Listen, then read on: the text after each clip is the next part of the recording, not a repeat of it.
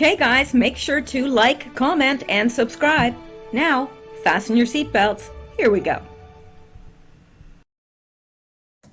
Alright guys, I'm back again, and it's April 8th, Wednesday, and it is 11:05 p.m. Eastern Time. Well, I recorded the Q post and uploaded it. Of course, it's just sitting there. It takes forever for them to go through it and make sure that you haven't, transgressed the YouTube gods. All right. Well, we're going to get into some of the news, but let me go over here to where we are, where we're going to be, rather. And I do have some people to thank. Coffee donors, thank you so much. I'm probably going to mess this name up, but Chin Kwapin 45, thank you so much. And Anon, also Steel on Steel. Thank you so much for your donations. I appreciate it. It keeps me doing what I do. And Patreon, we picked up a new Patreon subscriber, Tropical Glamour Girl. Well, that's an awesome name. And Snail Mail, I got a couple things in the mail. Thank you so much, Sharon Riley. She sent a donation to help with Xander. And Peggy Schneider, thank you so much. I appreciate it very, very much. Now, I do want to give you guys an update. I was able to get a picture of Xander, and I'm going to show it to you here in a second if I can find it. Let me see here. Here we go. Poor little guy. Look at him. Here is he's a little bit more alert than he has been, and that's because of course he's on heavy pain medication, but look how they shaved him, the poor little guy, and half of his tail is shaved down here. This whole leg is shaved, and it's so, when you touch that, it just feels like little peach fuzz. And did you know that a cat, when they have markings of black, the white part shows up as pink skin, and then the black shows up as black skin. Interesting how their markings go all the way to their skin. So I thought that was interesting.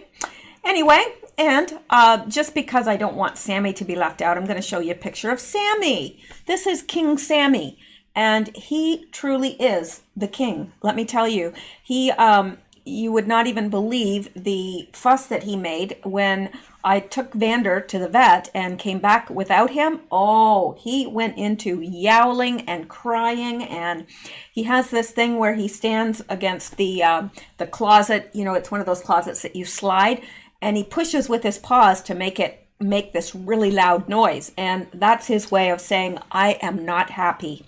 And let me tell you, I haven't slept for 2 nights. So yeah, he hasn't been happy. So he's much, much happier now that his buddy's home. But he's a good-looking cat. I don't care what anybody says. It's a good-looking cat.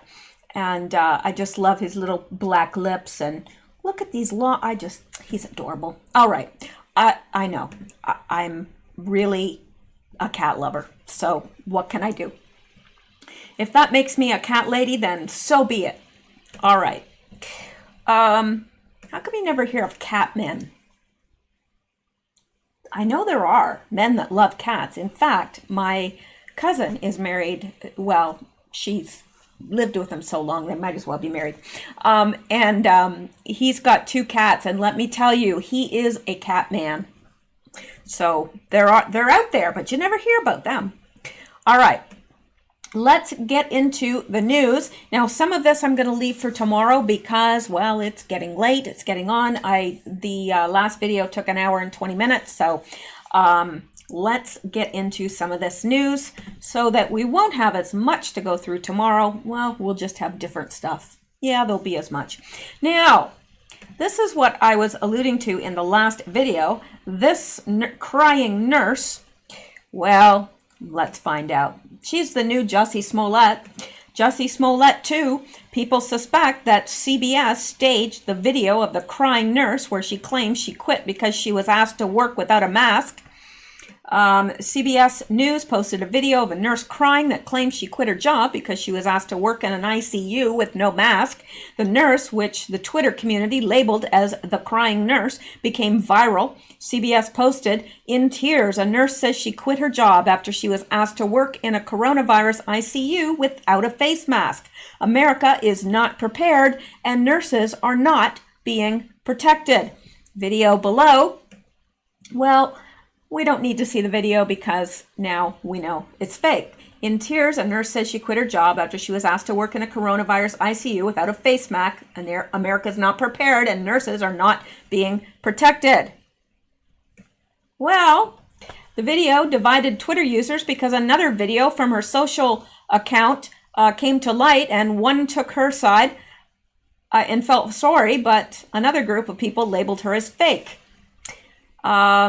And here's CBS, here's at CBS News, at CBS News Press, crying nurse, "Never forget, you cannot trust mainstream media to be honest with you, ever. They will always try to manipulate and deceive you." It seems that way. It definitely seems this way. So let's see her in this video. Coronavirus. Shit is real. Shit is getting real. Don't worry. Every single person that you'll come into contact with this evening has no coronavirus. And don't worry, the coronavirus only lasts for up to 3 days on uncleansed surfaces. You'll be fine. Don't worry. Coronavirus. Shit is real. Shit is getting real. Oh, well, isn't that interesting? Yeah. A little different than up here where, let me see. Now let's play this just for the contrast here. Let's see this. America is not prepared, and nurses are not being protected.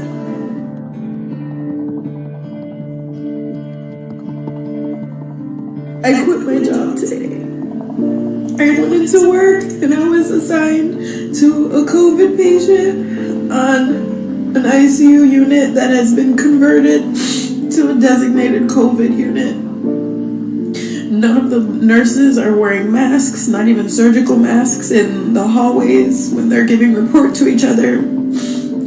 I had my own N95 mask. I told my manager, I understand we're short on supplies, but let me protect myself. Let me feel safe. I have family that I have to come home to, and the way things are looking, this isn't gonna get any better. America is not prepared, and nurses are not being protected. Yeah, a little different, those two videos. And notice in the second video, she's got her makeup on and the contact lenses to change her eye color and so forth. Yeah, I think the second video is probably more in line with her personality. She seems a little bit, yeah, and this is from her Facebook page. Let me see here. These are pictures of the crying nurse. CBS loves her. Well, then, there you go. Well, maybe she is a nurse, but I really doubt that her crying, that was real. Yeah, looking for a little attention there in all the wrong ways. Okay, so there you go. What do you guys think? Do you think that the video of her crying was real? Or, because I don't, not after seeing this. And in fact, I had, you know, after seeing her, actually, the first time, I wondered. I really did wonder. All right, so, yeah, and then you've just got everybody's responses to this, but interesting. So basically, she quit her job because the hospital didn't allow her to wear a mask from her home. The hospital was giving the nurses proper masks, one mask per COVID patient, so you were supposed to put on the mask for that patient before you went in the room and then leave it there when done.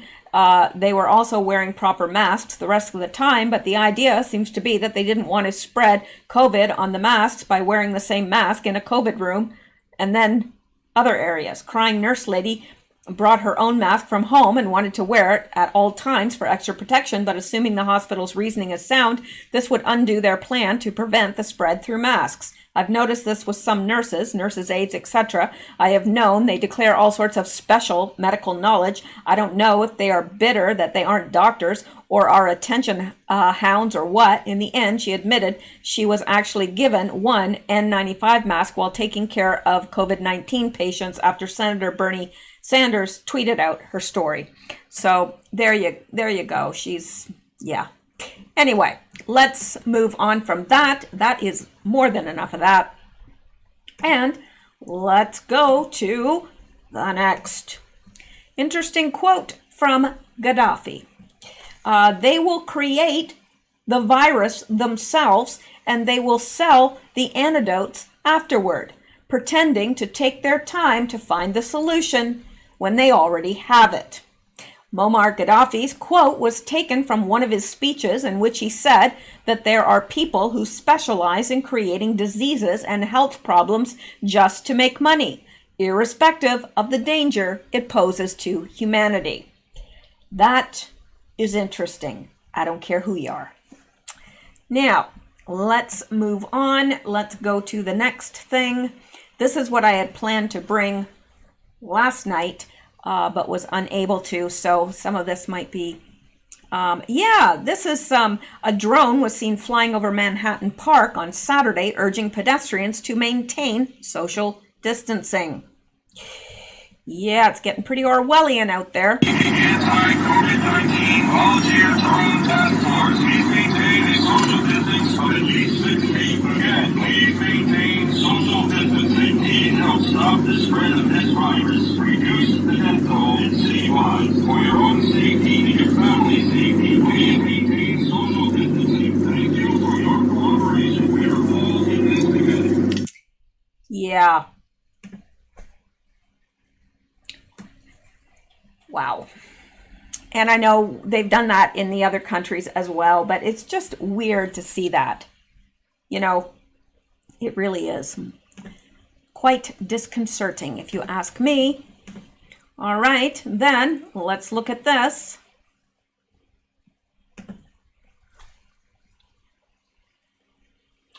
Tell me these draconian COVID rules are not fishy.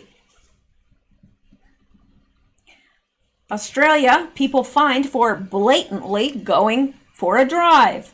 COVID-19, New Zealand, new lockdown law officially bans swimming, hunting, and surfing.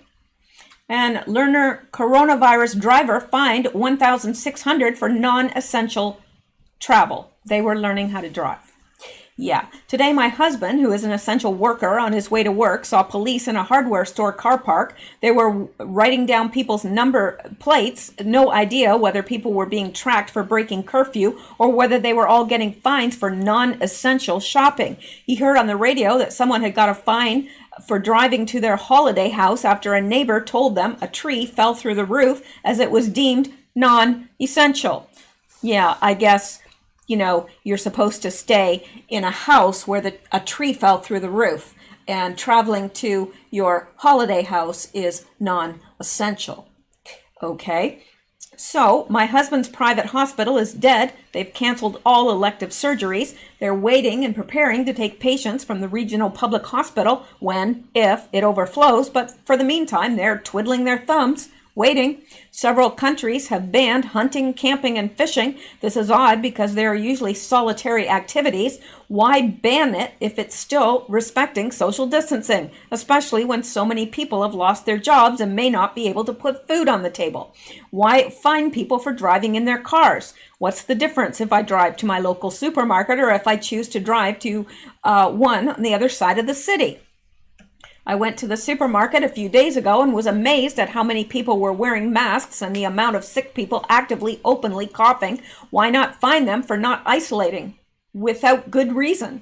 In my opinion, COVID-19 is a real threat. Whether it's as bad as what the official numbers show, I don't know. I don't understand the banning of things that have a low risk of catching COVID. They literally want us in our houses. What's your take on this? Are these measures justified?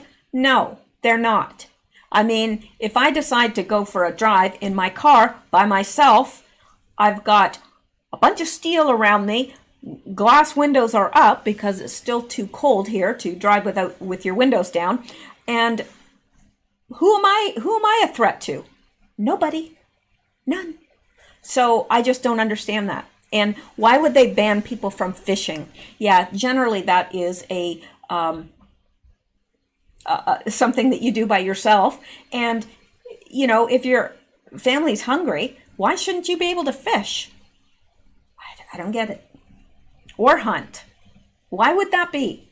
See, none of this makes sense. Just the same as, you know, it was hard for me to get my cat in to see somebody, even though he had a serious issue and was in a lot of pain. It was hard for me to get him because the vets would say, no, we can only do it if it's life or death. Well, finally, the vet that I took my cat to said, look, if this isn't, they told us we could do surgery in an emergency. And if this isn't an emergency, I don't know what is. So she got him in right away and did the surgery. And I'm so grateful to her. Very, very grateful. And grateful to all of you guys. So many of you helped out. And I'm glad because it ended up costing, $2,500. But so many of you helped out, and I appreciate that so much because I was sweating a little bit over that. But yeah. Anyway, he's all taken care of and on the mend. All right. Anyway, I'm not sure how I got off into that, but all right, let's go back. Now, and of course, we knew this would happen. A looting wave strikes New York City amid the shutdown. And I saw, pictures of people boarding up their shops and so forth. And that's really sad. We've been laying out the possible case for the next phase of the COVID-19 pandemic. Could be social unrest. Millions of Americans have just lost their job, having no saving, and insurmountable debts are flooding food banks across the nation to survive. With the economy crashed and now entering a depression, last week was a significant milestone in the progression of the crisis as looting of businesses in California and South Carolina began. Now the looting is spreading across the nation. We noted how stores in New York, San Francisco, Seattle, and Chicago were boarding up their windows, preparing for civil unrest. After all, when 10 million people lose their jobs in 2 weeks and an estimated unemployment rate that could reach 15 to 20% in the second quarter, it's higher than that. Now, I've heard that it's 30%. I don't know how true that is, but that's what I've heard. In the second quarter, as per realinvestmentadvice.com, Lance Roberts' latest report, the ripple effect on society is so sudden that there could very well be an outbreak of unrest when the weather shifts to much warmer trends and geographically be situated in low-income areas of inner cities, hence why the National Guard was called up and now being positioned around and or in major metros. The beginning innings of social unrest could now be unfolding across New York City. Households are cracking as hundreds of thousands have lost their jobs over several weeks. The city has become the epicenter of the virus crisis, recording 103,060 confirmed cases and 2,935 deaths as of Saturday afternoon, April 4th. The Wall Street Journal reports an increase in burglaries of commercial establishments across all 5 boroughs from March 12th to 31st, coinciding when mass shutdowns went into effect. The New York City Police Department recorded a 75% jump in burglaries of businesses during the period, or about 254 burglaries compared with 145 over the same period last year. We knew with the closing of many stores that we would see an increase, and unfortunately we are, said New York Police Department Chief of Crime Control Strategies, Michael LePetri. LePetri said the most targeted establishments by criminals had been restaurants, supermarkets, and retail stores. Between March 12th to 31st, there was over 30 reports of burglaries of supermarkets, a 400% increase over the same period last year. He said thieves were specifically after food alcohol, and retail goods. Many gained entry from rooftops or forcing doors open or breaking windows. The Journal notes that some retail chains have boarded up shops across the city, citing fears that social unrest could soon follow. Here are some shops that have already boarded up windows.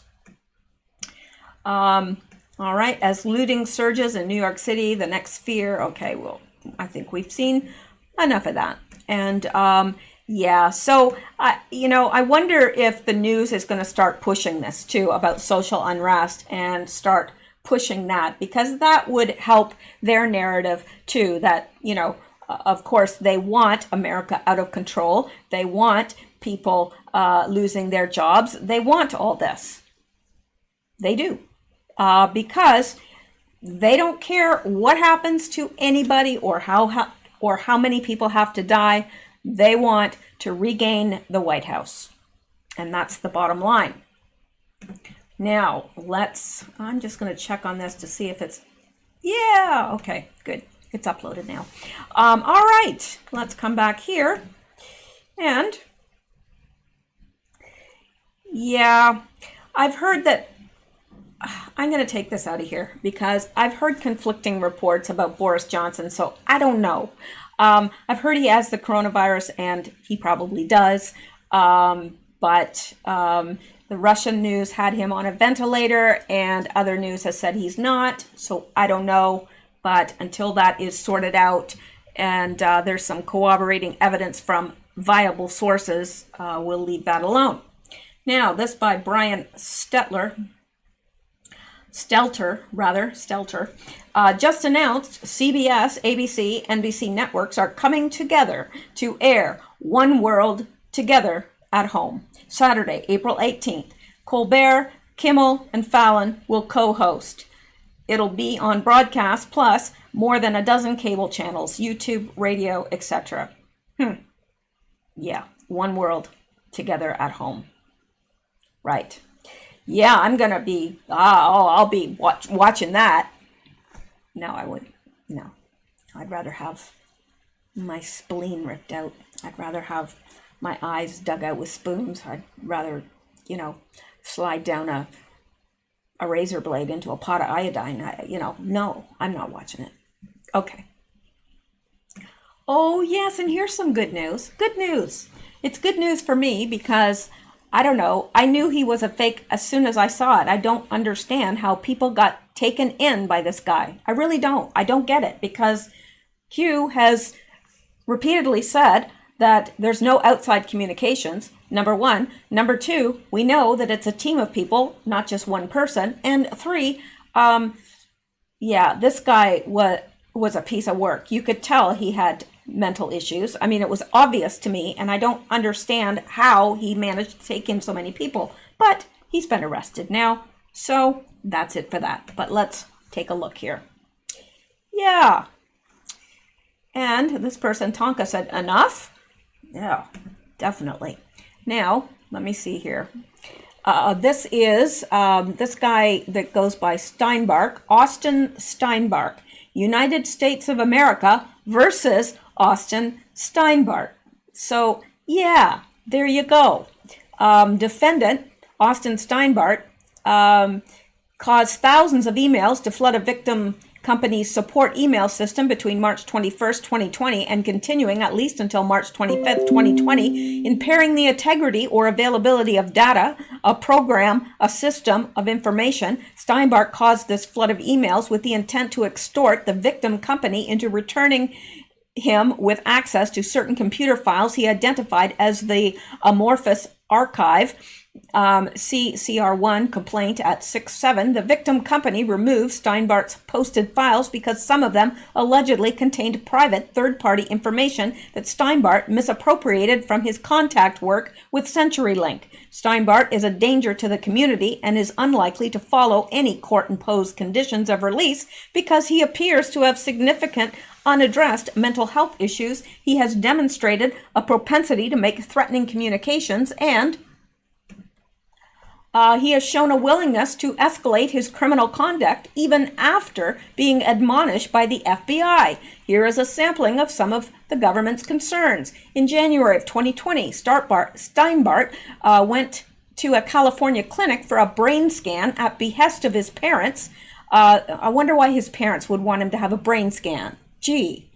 Steinbart went to a California for a brain scan. The California clinic provides holistic treatments for behavior issues. While there, Steinbart gained unauthorized access to protected patient information on the clinic's computer and recorded the patient information in a video. On March 5th, 2020, Steinbart posted a threat against the Queen of Denmark on his YouTube channel, or his YouTube account, rather. So yeah, there's a lot of stuff here, but this is the guy that claims he's Q, and many people fell for it. In fact, people were asking me, why don't you, why aren't you talking about this? Because he's fake. Fake. No outside communications. It's pretty clear to me. All right, so I just wanted to settle that once and for all in case any of you are wondering, why don't I ever talk about him? Why would I give him attention? That's what he's craving. He's like, now if Q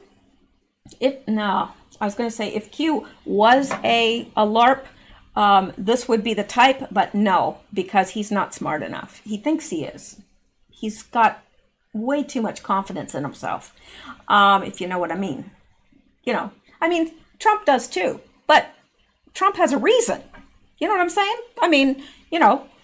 If you're Trump, yeah, he's braggadocious, I guess, and whatever, but you know what?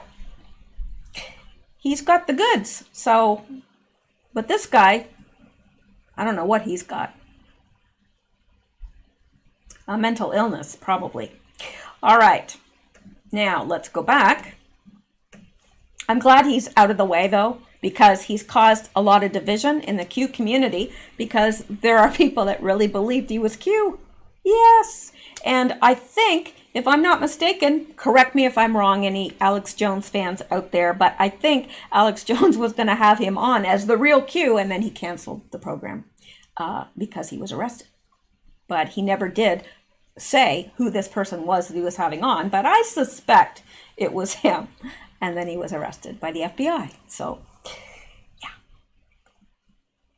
That's all there is to that. Okay. Yeah, I know you've all seen this. Well, maybe not, but since Twitter has decided to remove this video numerous times, here it is again, in case you missed it. Now, pay attention to this. Let me make this bigger so that you can see. Now, pay attention to this guy who I don't trust. Well, I was going to say I don't trust him as far as I can throw him, but I can't throw him any distance at all, so I don't trust him at all.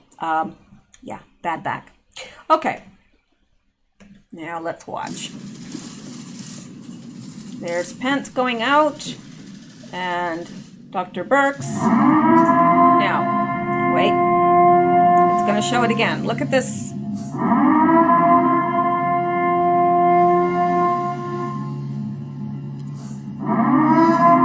It's very odd if you ask me. Why would he do that? He was doing it to someone, and it was like this. It's kind of like a, the horn sign like this, and then like a gun almost. Like, I don't know. It was very odd. What do you guys think? Do you think it's anything or nothing?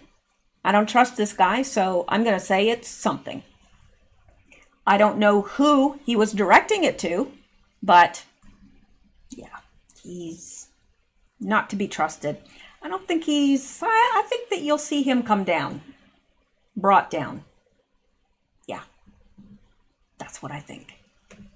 And you can't make me not think it. All right. My voice is starting to get angry. I think I've used it too much tonight. All right, now This by Lisa Mae Crowley. Nothing can stop what's coming. The Trump administration's efforts to resume federal executions got a boost on Tuesday from a U.S. appeals court, which tossed a district judge's injunction that blocked 4 death penalty sentences from being carried out. U.S. appeals court hands a win to Trump's plan to resume federal executions. The Trump administration's effort to resume federal executions got a boost on Tuesday from a U.S. appeals court, which tossed a district. Okay, whatever. So, why is this important? Why did I include this? Well, don't you think the deep state is probably gone out to buy an extra supply of Depends? I'm thinking they probably have, like, the federal executions are back. Timing is everything. All right. Now, I'm sorry, but this is my sense of humor. A mayor ordered police to crack down on social gatherings. They found his wife at a bar. A mayor ordered police to crack down on social gatherings. They found the mayor of Alton, Illinois, said he was embarrassed by the incident and that his wife had displayed a stunning lack of judgment. Yeah, that's a little embarrassing. And Richard Grinnell, interesting. His letter was sent to the press before it was sent to me. These press leaks politicizing the intelligence community must stop. New Intel chair, and Richard Grinnell, of course, is a new Intel, or is the new, what is he? Oh, gosh, isn't he the head of DNI? Oh, all these names. I think it is. Anyway, new Intel chair Schiff sent a letter today to DNI. Yes, I was right. Sent a letter today to acting DNI Richard Grinnell, raising concerns that he is reorganizing without receiving congressional authorization. Asked him to produce info to committee by April 16th. Now, I'm not going to bore you by reading this letter, particularly because it's from Schiff, and well, you know.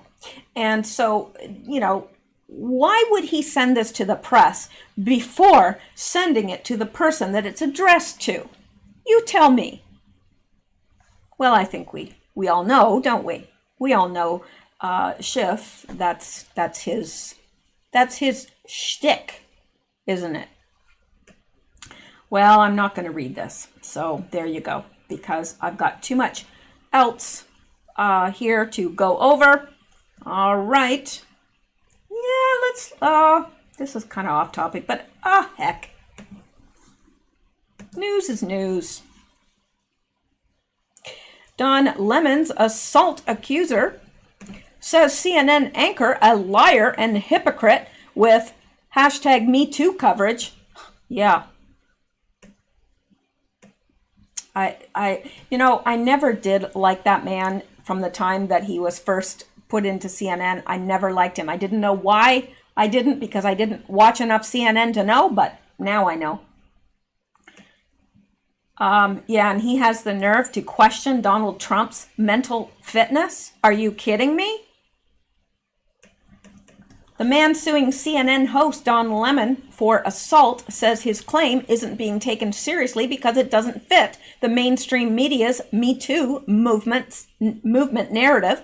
Dustin Heiss filed an explosive lawsuit against Lemon, who is openly gay, last year, accusing the CNN host of a sexually charged assault. Heiss told Fox News the alleged vile, disgusting, lewd, and inhumane attack would be treated much different if he were a woman, and that's true. Lemon put his hand down the front of his own shorts and vigorously rubbed his genitalia, removed his hand and shoved his index and middle fingers into plaintiff's mustache under plaintiff's nose, according to the lawsuit filed August 11th, 2019 in Suffolk County Court. Lemon offered a six-figure settlement before talks broke down and the formal complaint was filed, according to Heiss. I'm not doing this for notoriety or fame. I'm doing this because I'm standing up for myself and what I believe in, Heiss told Fox News. I've grown a new respect for people dealing with mental health issues because stress, depression, anxiety, those are all very serious things. It consumed my life.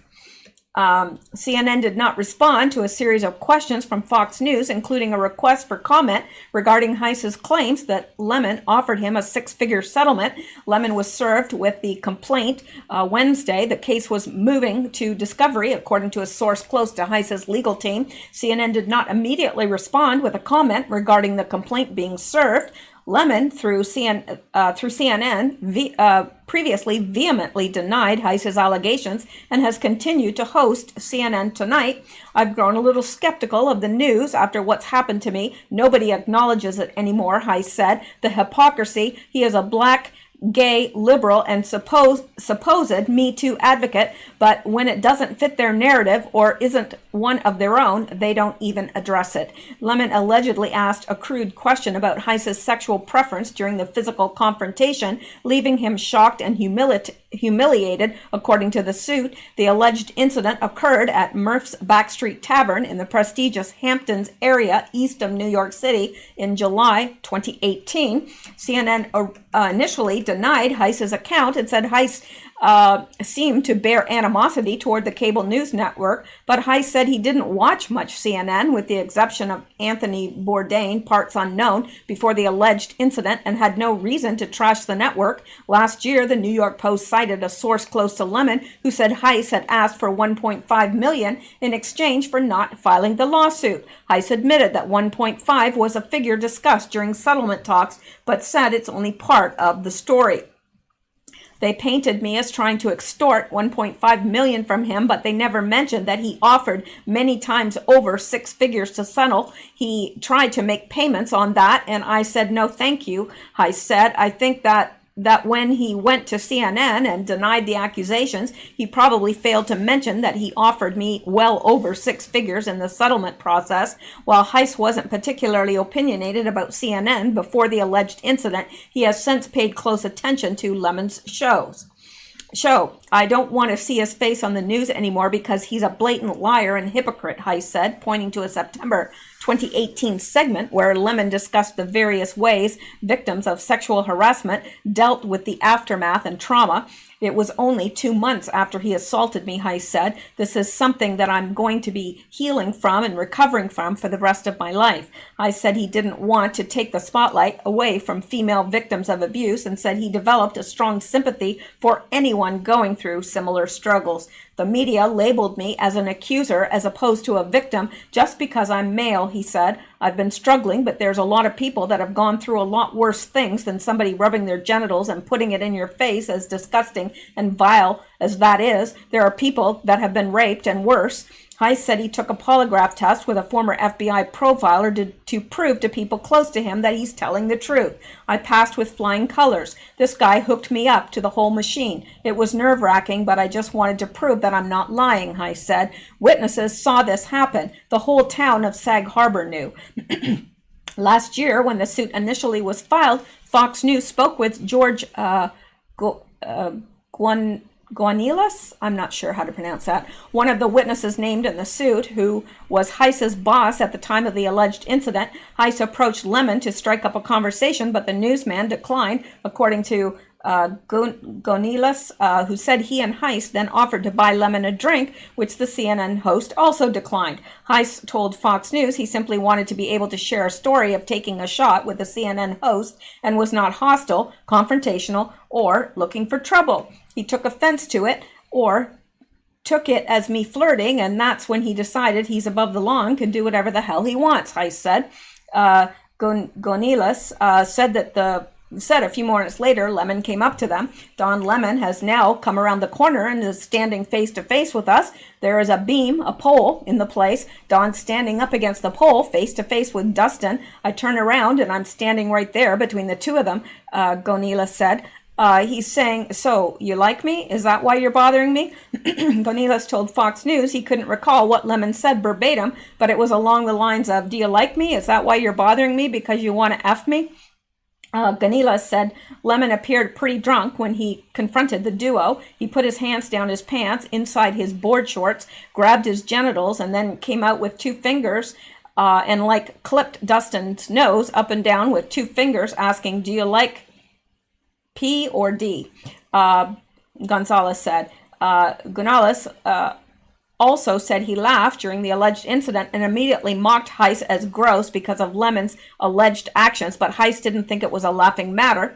Dustin was in shock mode, saying, "Bro, did that just happen? That was disgusting." Gonila said, noting that the story followed Heiss every time we went out. Every bartender offered him a lemon drop shot, making fun of him. He got some SHIT for it. The plaintiff in the lawsuit has previously displayed a pattern of contempt for CNN on his social media accounts. A CNN spokesman told Fox News in a statement when the suit was first filed last year, this claim follows an unsuccessful threats and demands for an exorbitant amount of money from Don Lemon, which of course we already know is not true. Actually, it was Lemon that offered him the money, and he had never watched CNN much before that. Don categorically denies these claims, and this matter does not merit any further comment at this time, the CNN spokesperson added last year. Now, what do you guys think? I think that he should see justice. I really do. If this was witnessed by others, and apparently it was, and it happened, and apparently it did, then he deserves justice. Absolutely. But yeah, and these people, they really do. They think they're above the law, that they can do what they want. All right, let's move on. Deanna Lorraine, Africa has the lowest number of COVID-19 infections despite being the most populated continent. You know why? They're commonly treated for malaria. You know what the treatment for malaria is? Hydroxychloroquine. Yeah, and we discussed that before. Maybe it was Africa and not India. I think I said India in the last video. Maybe it was Africa that I was reading that about. I think it probably was. All right. Now, okay, time's a ticking here. So let me see what let's look at this.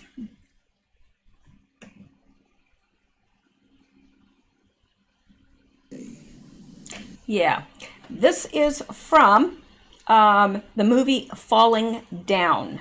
Okay, so we're gonna take a look at this and see what you see. What do you think of that? God, where you going? What are you doing?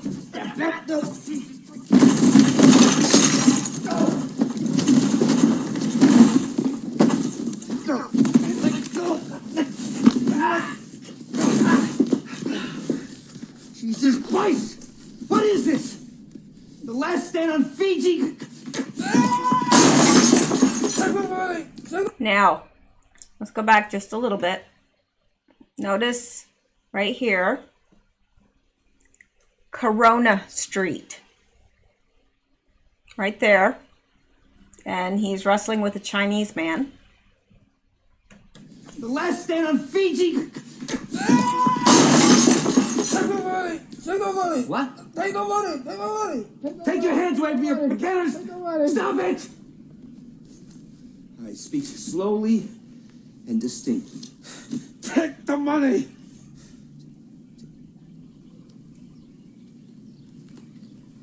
You think I'm a thief? No. See, I'm not the thief. I'm not the one charging 85 cents for a stinking soda! You're the thief! I can't remember where all this is. I know it says Corona Street right here, but there was something else in this. As a consumer. I'm rolling back prices to 1965. What do you think of that? Donuts. Package of 6, how much? $1.12. Oh! Too much. Aspirin. Price? $3.40. Oh, please.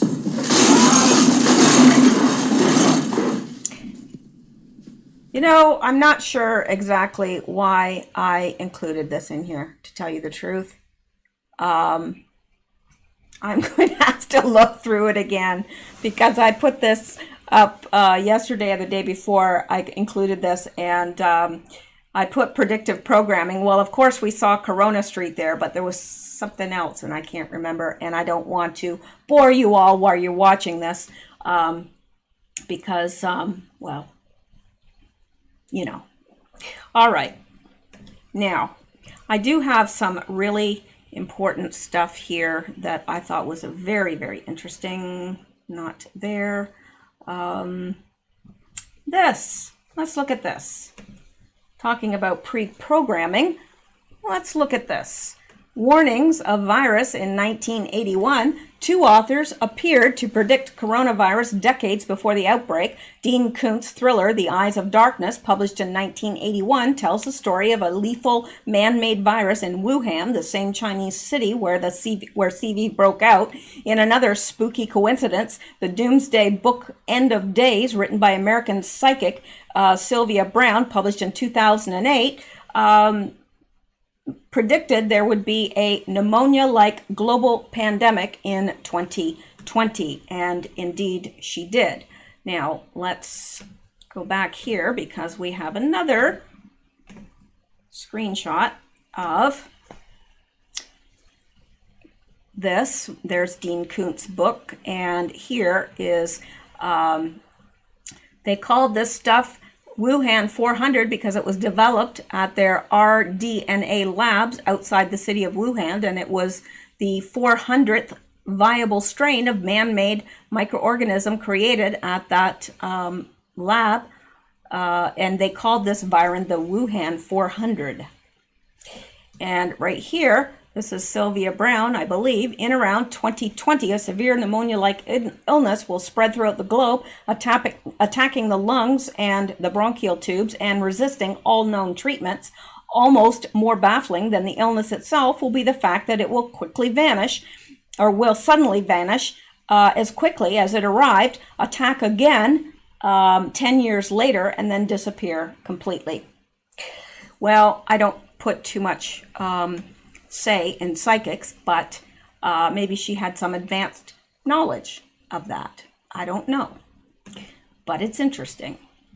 I don't care what anybody says. All right, now there's so much to get to and not enough time. All right, let me see. Let's look at this. Yeah, this is what I had, well, I think in one of my videos we talked about this because a woman had witnessed people being zipped up and they're still moving, zipped up in the body bags while they're still moving. Report, Wuhan funeral homes burned, CV victims alive. Locals in Wuhan, where the Chinese CV pandemic originated, have heard screams coming from funeral home furnaces, and some treated in hospitals say they saw workers put living CV patients in body bags. Radio Free Asia reported on Monday. RFA noted that it could not independently verify that the Chinese Communist Party was burning CV patients alive, nor has the Communist Party confirmed or denied the rumors, yet the rumors persist that, to make room for new patients in Wuhan's overcrowded hospitals, medical staff chose older patients like less likely to survive the infection and shipped them to incinerators while they were still alive and conscious. Yeah. RFA quoted a source close to the funeral industry, identified only as Ma, who said that he had heard reports of people restrained and forced into body bags when they were still moving. Some people are saying that there are video clips of screams coming from funeral homes from inside the furnaces, which tells us that some people were taken to the funeral homes while they were still alive, Ma added. Ma also noted the existence of video testimony from an anonymous older woman who had been treated at Wuhan Hospital, presumably for CV. One old lady was saying that they put one guy into a body bag when he wasn't even dead yet and took him off to the crematorium because there was no way of saving him, Ma told RFA. Video of an older woman speaking anonymously to a camera began circulating on social media in February, in which she said she witnessed a patient next to her at a Wuhan hospital stuffed in a body bag while still alive. He's not dead. His feet and hands are still moving, the woman says. They wrapped him in a plastic body bag and zipped it up. According to New Tang Dynasty, a broadcaster affiliated with the persecuted Chinese Falun Gong movement, the woman spoke with a Wuhan accent, suggesting she was a native of the central Chinese city. The Chinese outlet Taiwan News traced the origin of the video to a Chinese student group called Youth Production, who reportedly uploaded the video on February 24th. Taiwan News noted that the woman claimed to have suffered from CV symptoms, but as she was in her 60s and did not suffer severe symptoms, unlike the man taken away, who she estimated was in his 70s. She said the man was weak but still breathing when medical workers bound his head and then his hands and feet, which were still moving. Taiwan News reported, noting that she also lamented that the hospital where she received care had no other treatment available for CV patients besides oxygen. In the West, doctors have begun experimenting with several drug mixtures, one of which, a combination of antibiotics and hydroxychloroquine, a drug used to treat lupus and malaria, has generated optimism in American hospitals. The woman said she felt older patients at the hospital were treated like dead dogs. Neither Taiwan News nor RFA could independently confirm the reports of Wuhan residents being burned alive. The Chinese Communist Party claims that as of Tuesday, it has documented 82,718 cases of CV nationwide and 3,335 deaths across the country. The vast majority of these 3,212 deaths were recorded in Hubei province. Wuhan is the capital of Hubei. And there's no way that there is only 3,000. Not a chance. Not even a slight chance. Multiple reports citing sources in Wuhan's several funeral homes dispute this claim, estimating that the real death toll in the city is as much as 10 times higher than China's official nationwide death toll. Reports of hundreds of bodies cremated in some funeral homes began surfacing in February.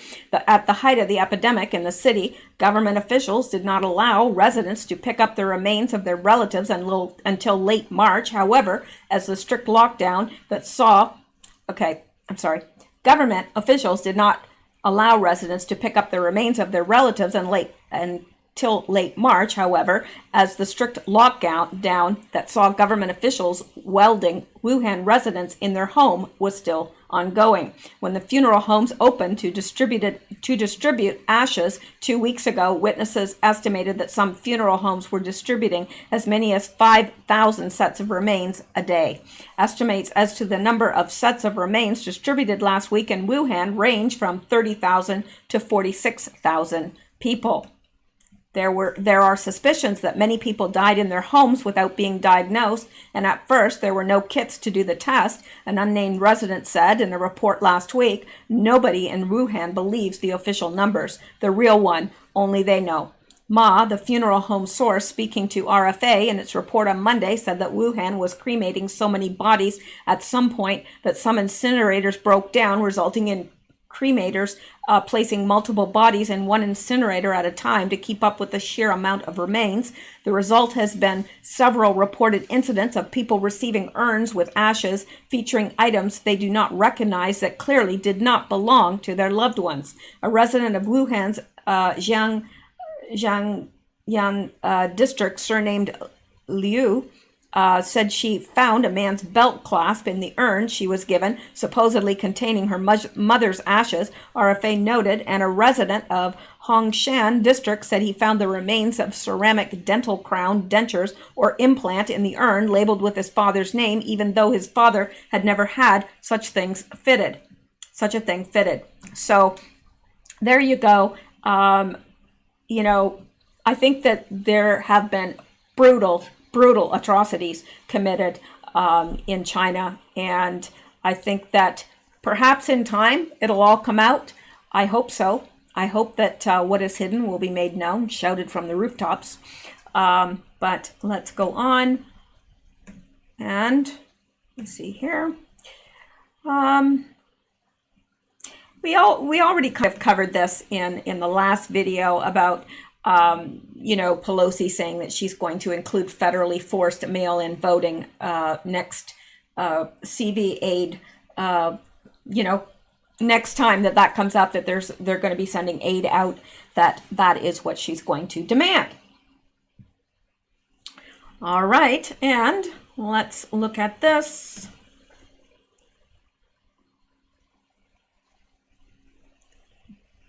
Yeah, who is who? Who is under the United Nations? Who is based in Switzerland? Who has 6 regional offices?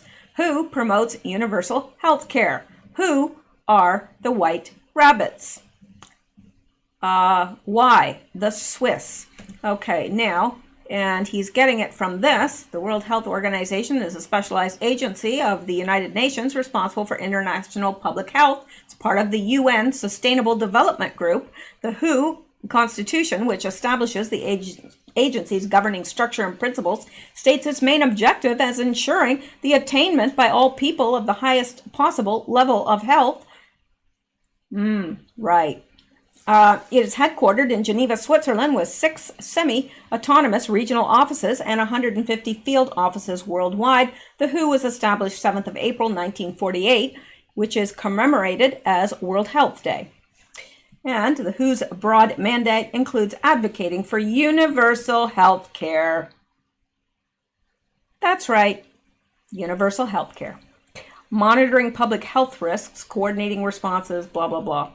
Anyway, we know that they're not up to anything good. No, they're not. All right. Oh, I see a yawn. Not I see, but I just yawned. I hope that y'all didn't yawn along. All right, let's look at this now.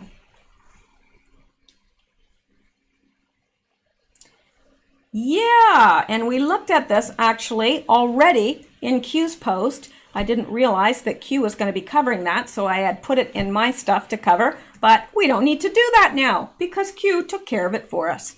All right, let's go back and look at this.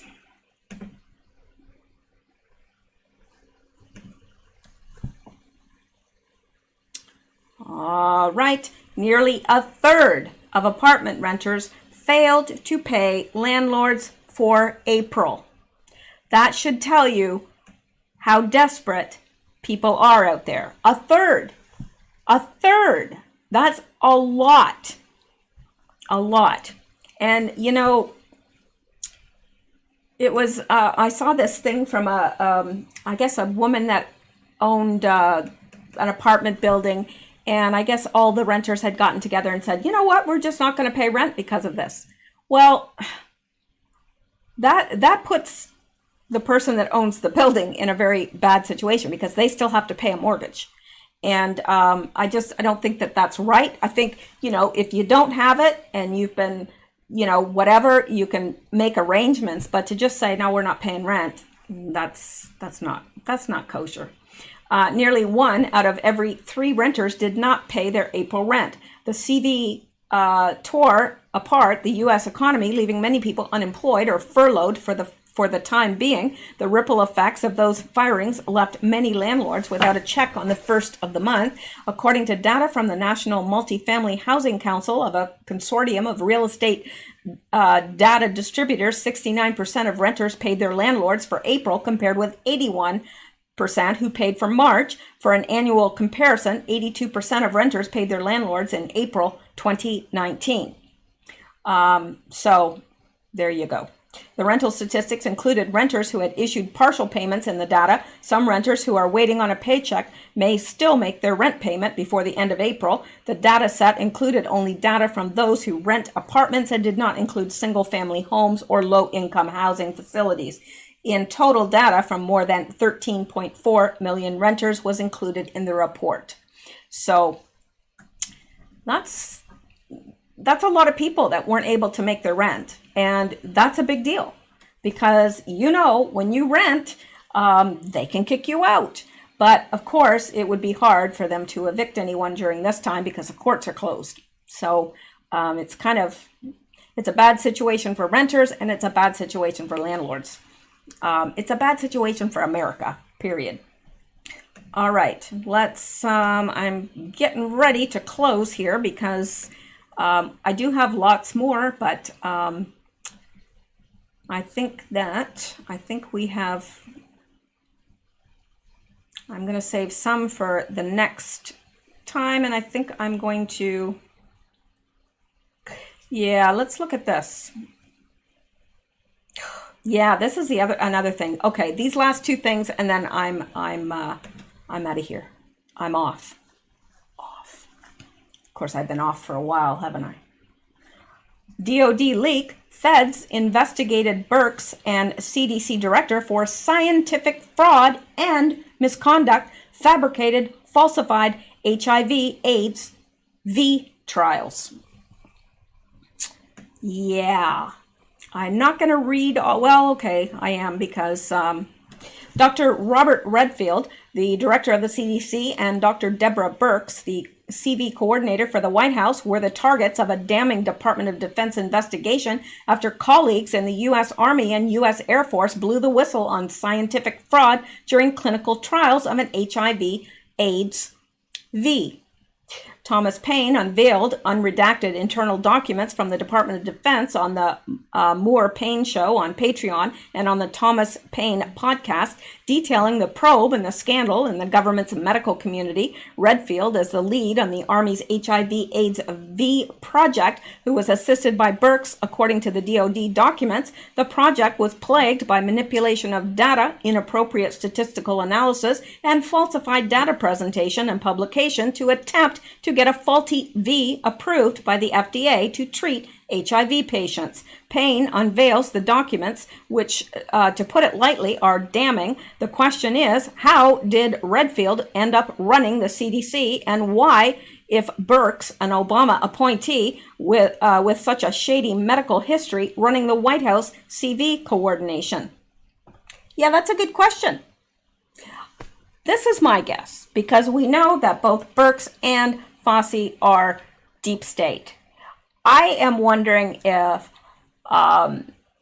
Trump has put them front and center for a reason, so that they are exposed. They're exposed worldwide. And I don't know, but I know that Trump is not stupid. He knows who they are. Absolutely, he knows. So we'll have to wait and see how this plays out. My guess is that they're both going down, and in some way, somehow, it'll wind up benefiting Trump. I don't know. He's like 3D chess player, 4D chess player. I don't know. He's a smart man. All right. Now, I'm going to go over one more thing, and then I'm going to say good night. This, I don't like it. I don't like it at all. CV, doctors are pressuring senior citizens to sign a do not resuscitate form. If you are older, I don't believe this is happening in the States. I don't know. But if you are an older individual and your doctor wants you to sign anything of the sort, do not sign it if you value your life. And I assume you do. Charities have condemned reports that doctors are pressuring senior citizens into signing do not resuscitate forms. Age UK, Independent Age, and other charities and regional organizations have condemned reports of shocking examples of older, vulnerable, and critically ill people who have felt pressurized into signing a do not attempt CPR form. The letter signed on Monday continued alongside this. Many of the people affected have experienced fear and anxiety and feel their lives and wishes do not matter. This is shameful and unacceptable. Whether or not to sign a DNA CPR form is an individual's decision, and they have a right to make that decision without feeling pressured. The charity said it shouldn't be without feeling pressurized. It should be without feeling pressured. Anyway, I'm sorry. It's the writer and the English major in me. They added, we do not underestimate the significant pressures being faced by all staff working across our health and social care sectors at this difficult time, but it is crucial that we continue to protect people's fundamental human rights. It would be completely unacceptable to abandon these rights in favor of taking blanket discriminatory decisions, and yet that's what happens every day. It happens here, and I know that for a fact. So, just wanted you to know that, yeah, I don't know what it is with these New World Order, One World Order globalists, but they seem to think that the elders of our communities are disposable. Yeah, they probably think, oh, gee, well, they're taking up money. I don't understand where we lost the value of our elders. Really, I don't understand where it went, because I was always taught respect your elders, and I watched my parents respect their parents and take care of their parents. So yeah, I don't get it. Well, I do get it, and that's the problem. Anyway, I'm going to end it there for tonight. I am planning on being back tomorrow. So unless anything catastrophic happens, I'll be here, and hopefully you will too. Thank you guys so much for joining me, and you guys have a great night. Thank you to everyone that helped and sent little, donations for Xander. I appreciated that. It touched me so very, very much. And I'm just so relieved that my little guy is recovering home and recovering. So thank you guys so much. And I'll keep you updated on his progress, because it seems that many of you are interested. So I will keep you updated on his progress. All right. Well, thank you guys. You stay safe. Have a good night and keep seeking truth, because deception bites.